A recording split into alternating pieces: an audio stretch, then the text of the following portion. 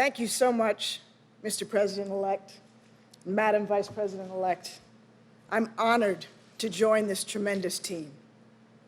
Today, we confront a profoundly connected set of crises: a relentless pandemic, a struggling economy, urgent demands for racial equity and justice, a climate in need of healing, a democracy in need of repair, and a world in need of renewed American leadership.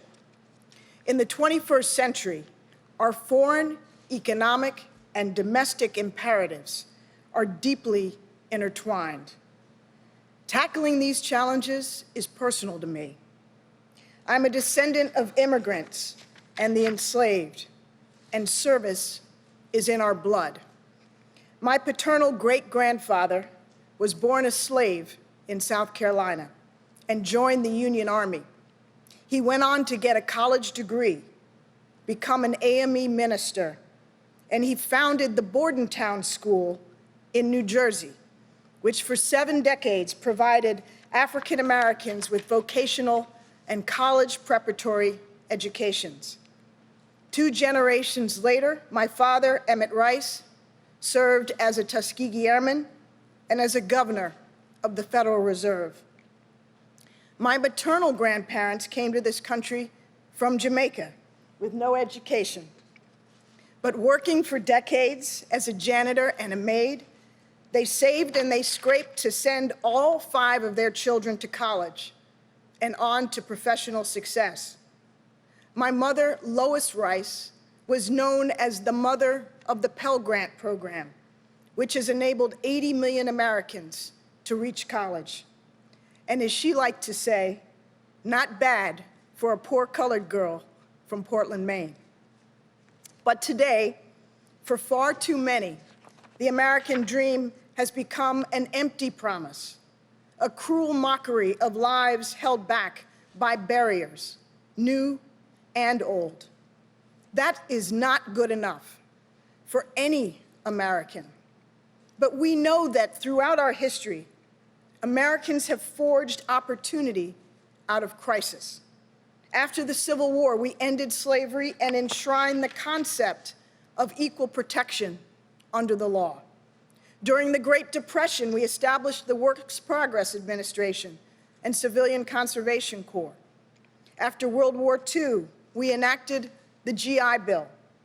In the 1960s, we abolished legal segregation, established full voting rights, and enacted Medicare and Medicaid.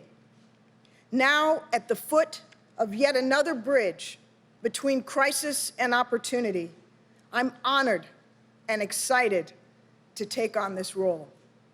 Joe Biden and Kamala Harris's vision for our future is expansive but achievable.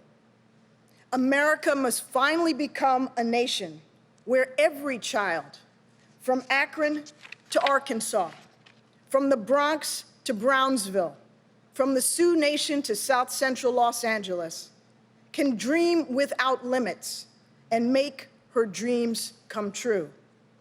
I have no illusions about the difficulty of making that vision real, but we are here to get hard stuff done.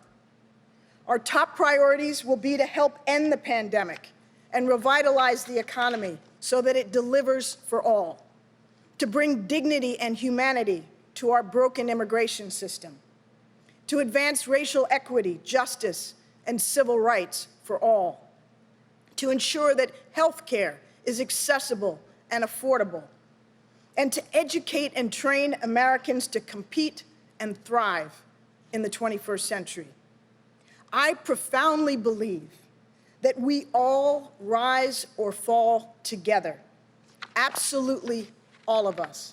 So, Mr. President-elect, Madam Vice President-elect, I promise you, I will do everything I can to help this country I love to build back better, to make our government deliver for all Americans and for working families, and to bring the American dream far closer to reality for all. Thank you very much.